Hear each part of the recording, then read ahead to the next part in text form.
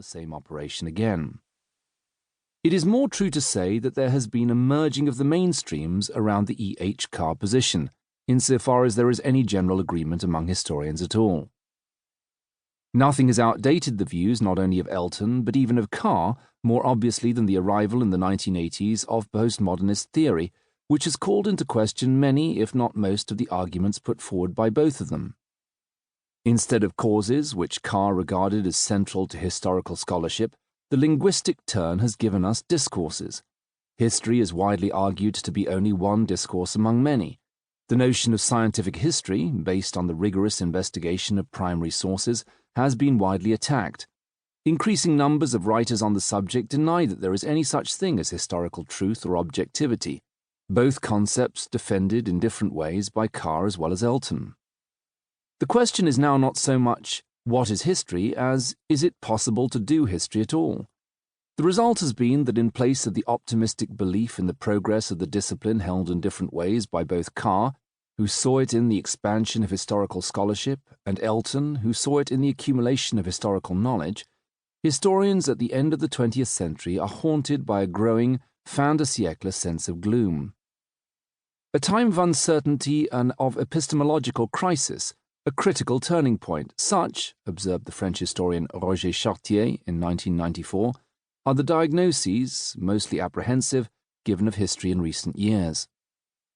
The intellectual historian David Harlan, writing in 1989, thought that historical studies were indeed undergoing an extended epistemological crisis.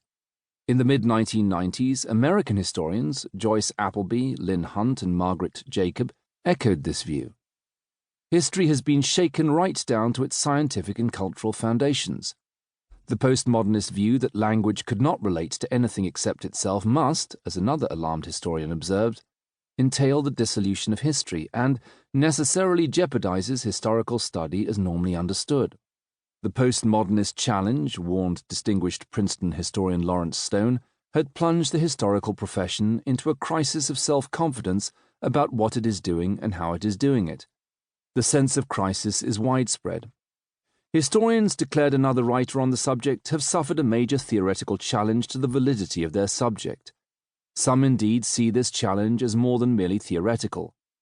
Post-structuralism, in one historian's opinion, even threatens to throw historians out of work by robbing their discipline of its traditional legitimacy and raison d'être.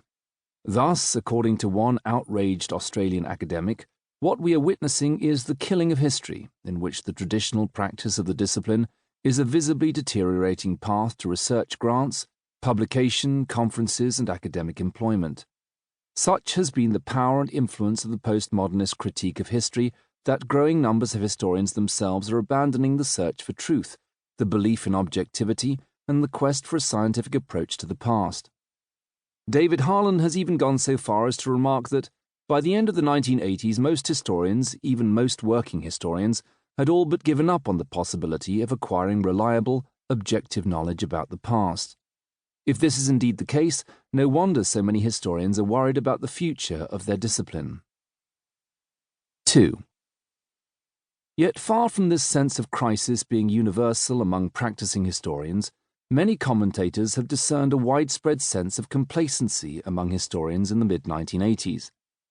While American intellectual historian Alan McGill indicted the historical profession in 1989 for what he called its sclerotic self-satisfaction in the face of the postmodernist challenge, the medievalist Nancy F. Partner, writing in 1995, thought this same attitude was entirely commendable, adding, "The theoretical destabilizing of history achieved by language-based modes of criticism has had no practical effect on academic practice, because academics have had nothing to gain and everything to lose by dismantling their special, visible code of evidence-grounded reasoning and opening themselves to the inevitable charges of fraud, dishonesty, and shoddiness."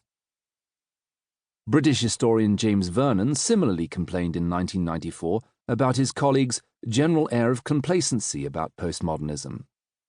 While elsewhere, he noted, historians are at least discussing the problems of writing social history in the 1990s, indeed the possibility of writing history at all in these postmodern times, the editorial of Social History's 50th issue boldly declared that social history is emphatically not in crisis.